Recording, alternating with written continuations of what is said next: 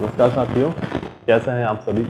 मैं उम्मीद करता हूं आप स्वस्थ होंगे, प्रसन्न होंगे और भर्तियों का दौर चल रहा है तो उम्मीद करता हूं अपने अध्ययन कार्य में बड़े ही मनोवेग से व्यस्त भी होंगे और पूरी लगन से अपनी मेहनत कर रहे होंगे। बस हमें हमेशा व्यस्त रहना है पढ़ाई में और यही हमारा काम है। जब तक हम सफल नहीं हो जाते तब तक केवल पढ़ना ही हमारा कर्म है और उसको बड़े ही अच्छे ढंग से और पूरे मनोवेग से करना है अपन को। आज अपन एक बहुत ही महत्वपूर्ण बिंदु पर चर्चा करने जा रहे हैं कि नोट्स कैसे बनाएं। इससे पहली क्लास में मैंने आपसे चर्चा की थी कि भाई तैयारी कैसे करें। उस तैयारी कैसे करें कि एक बिंदु यह भी था कि नोट्स बनाए या ना बनाए। तो हमेशा मैं कहता हूं कि नोट्स बनाने बहुत ज़रूरी है। अपना खुद का जो है एक अलग और बढ़िया मैटर तैयार करना बहुत ज़रूरी है। अब वो मैटर कैसे तैयार करना है, वो नोट्स कैसे बनाने हैं, ये प्रश्न आमतौर पर हर एक विद्यार्थी के दिमाग में रहता है। जब भी वो तैयारी प्रारंभ करता है, बुक्स लाता है, गाइड लाता है, तो वो लिखने की कोशिश करता है कि मैं कुछ अच्छा मैटर जो है छान सकूं। तो उसको किस प्रकार लिखना है और उसे किस प्रकार याद करना है, इस पर अपन आज चर्चा करें। आमतौर पर क्या होता है, अपन को जो भी अपन को अच्छा लाइन मिली हमने उसको उठा के वहां लिख लिया जैसा का तैसा। ऐसा अपन को नहीं करना है। अपन को क्या करना है, कुछ मेन चीजें जो उस प्रश्न में है, उस फैक्ट में है, उन्हीं को लिखना है। क्यों? क्योंकि हमारी जो परीक्षा पद्धति है वो परीक्षा पद्धति है बहुचयनात्मक प्रश्न आते हैं। मतलब एक प्रश्न है जिसके चार जो ऑप्शन दिए गए हैं, जिसको ऑब्जेक्टिव अपन बोलते हैं आमतौर पर। अपन को केवल वहां उत्तर को पहचानना है और उसको टिक लगाना है। कहीं भी अपन को उत्तर को बताना नहीं है, कहीं भी अपन को बोलना नहीं है। तो इसके लिए अपन को इस प्रकार उसको याद करना है कि अपन प्रश्न को देखते ही उसका जो आंसर है पहचानता है। बस उसको बोलते हैं प्रत्यास्मरण करना।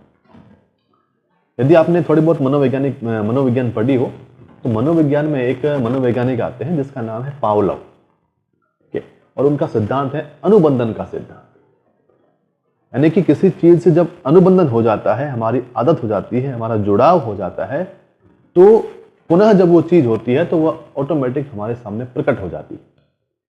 इसको बोलते हैं अनुबंधन। बस उसी ट्रिक का अपन को उपयोग करना है और अपने नोट्स बनाने, ताकि परीक्षा में जैसे ही प्रश्न आए हम तुरंत अपने आंसर को पकड़ लें। तो वो कैसे करना है, कैसे उसके नोट्स बनाने हैं, इस पर अपन आज चर्चा करें। देखिए, जैसे आमतौर पर ऐसे फैक्ट लिखा होता है आपकी गाइड में, बुक में, कि भाई कोटा प्रजा मंडल की स्थापना 1938 में पंडित नैनूराम ने की। ठीक है, ये ऐसा लिखा होता है फैक्ट। और इसको कैसे लिखना है अपने को, देखिए, तो हमारा प्रश्न आता है तो प्रश्न में केवल दो ही चीजें होती है। एक प्रश्न, इस प्रश्न में एक फैक्ट होता है, उससे जुड़ा हुआ उसका उत्तर, दूसरा फैक्ट जो आंसर ऑप्शन में होता है। यानी कि अपन को दो ही फैक्ट जो है प्रश्न में पूछे जाते हैं, एक उसके प्रश्न में होगा और एक उसके उत्तर में होगा। तो वो दो फैक्ट अपन को अपने नोट्स में लिखने हैं, बस उसके अलावा कुछ नहीं लिखना है। जैसे देखिए, हमने इस प्रश्न को पढ़ लिया, इस फैक्ट को पढ़ लिया कि कोटा प्रजा मंडल की स्थापना 1938 में पंडित नैनूराम ने की थी। उसमें हमारी काम की चीजें कितनी है, देखिए, पहला कोटा, दूसरा 1938, तीसरा नैनूराम। पंडित भी हमारे काम करने, हमने पढ़ लिया कि नैनूराम के नाम के आगे पंडित है तो है, बस नाम क्या याद रखना है, नैनूराम याद रखना है।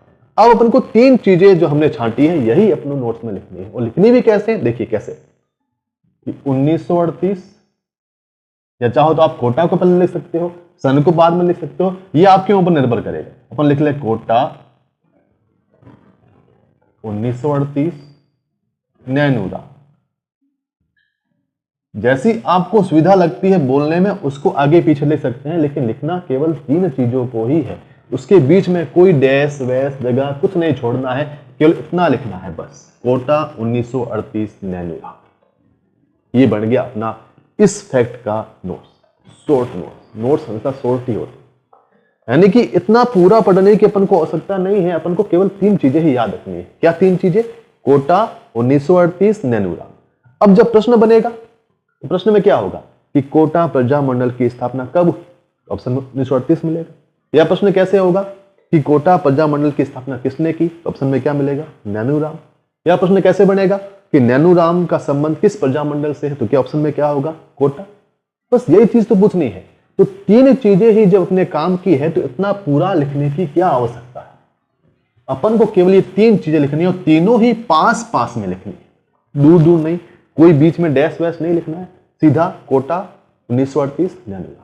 अब इसको हमने लिख लिया नोट्स में, अब इसको याद कैसे करना है, ये बहुत इंपॉर्टेंट है और ये एक ऐसी चीज है जो आपको एग्जाम क्रैक करवाएगी और आपके पूरे माइंड के बोझ को कम करेगी। कैसे? देखिए, जब भी आप अपने नोट्स को पढ़ें उस समय इसको आप 4 से 5 बार बोल दें, केवल बोलना है। कैसे बोलना है?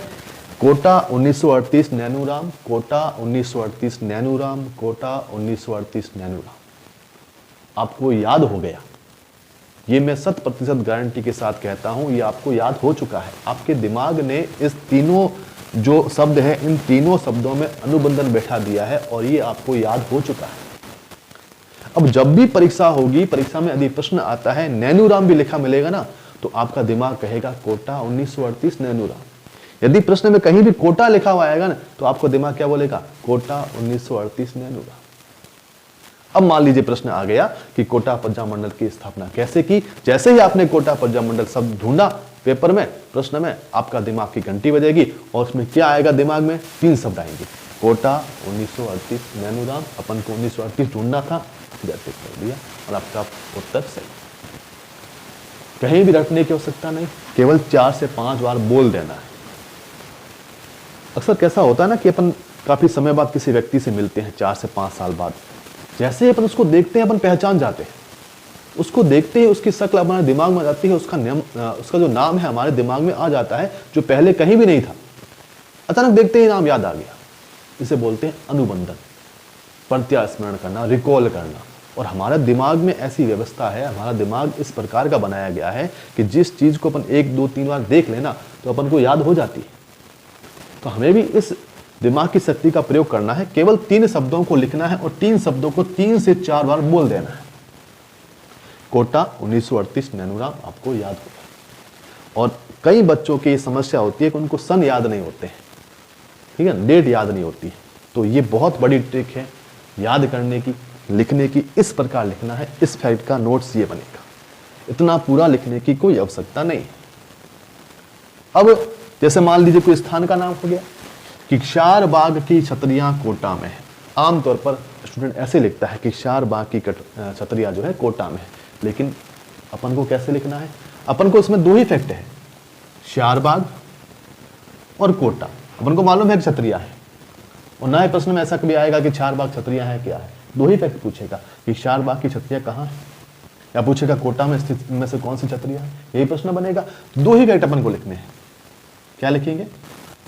क्षारबाग कोटा, बस ये बन गया आपका नोट्स।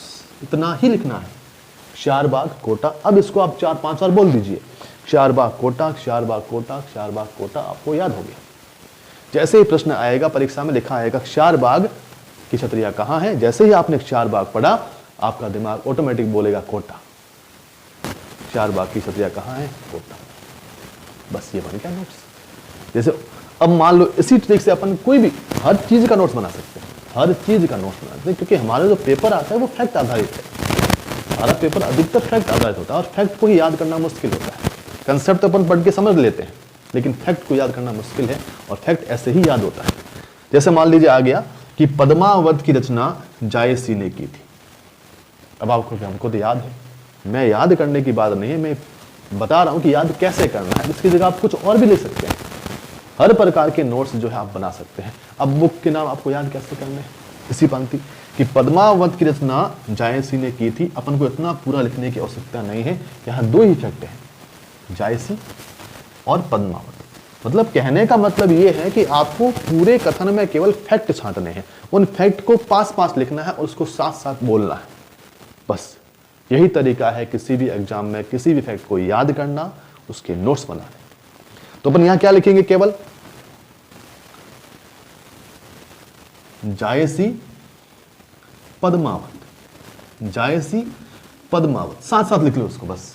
और इसको आप 5-6 बार बोल दो, जायसी पद्मावत, जायसी पद्मावत, जायसी पद्मावत, जायसी पद्मावत। हो गया याद, आपको याद हो चुका है।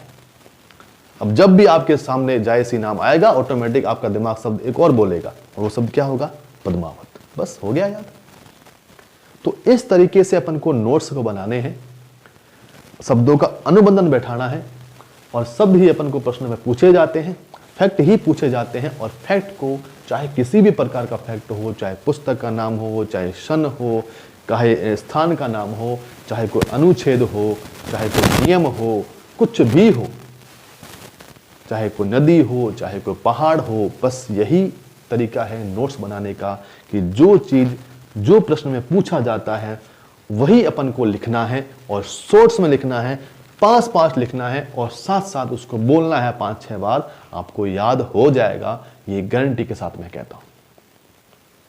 तो उम्मीद है कि आपको समझ में आया होगा कि नोट्स कैसे बनाने हैं। तो नोट्स इस प्रकार बनाने हैं, यानी कि इन तीनों लाइनों के केवल नोट्स कितने बने, 1 2 3, बस। शॉर्ट्स में याद करना भी सरल है और याद होगा भी आपको गारंटी के साथ में। इतना पूरा जब हम पढ़ते हैं ना बार बार इसको, तो अपन में वो चीजें भी पढ़ रहे हैं जो हमारे काम की नहीं है। स्थापना शब्द हमारे काम का नहीं है, की शब्द हमारे काम का नहीं है, ने की हमारे काम का नहीं है, पंडित हमारे काम का नहीं है, प्रजामंडल हमारे काम का नहीं है। केवल 3 ही चीजें काम की हैं, वही अपन को लिखनी है और वही याद करनी। ठीक है, तो इस प्रकार अपन को बहुत बढ़िया नोट्स बनाने हैं। नोट्स बनाना बहुत जरूरी है। कोई भी भर्ती को क्रैक करना है उसके पहले तो 3-4 महीने हैं, उसमें अच्छा मैटर तैयार कीजिए, अपना बढ़िया सा मैटर 3-4 जगह से पढ़ के अच्छा सा बढ़िया सा मैटर बनाइए। फिर अंतिम के जो 3-4 महीने बचेंगे परीक्षा से पहले, उसका रिवाइज कीजिए। और रिवाइज करने का तरीका मैंने आपको बता दिया है। ऐसे आपने नोट्स बनाए हैं तो रिवाइज करना भी आसान है, और जितना शॉर्ट्स नोट्स बनेंगे उतना आपको याद करने में भी सहूलियत होगी। ठीक है, तो इस प्रकार अपन को नोट्स बनाने हैं। ठीक है, जो फैक्ट काम के हैं उन्हीं को लिखना है, पास पास लिखना है, बार बार बोलना है, आपको निश्चित रूप से याद हो।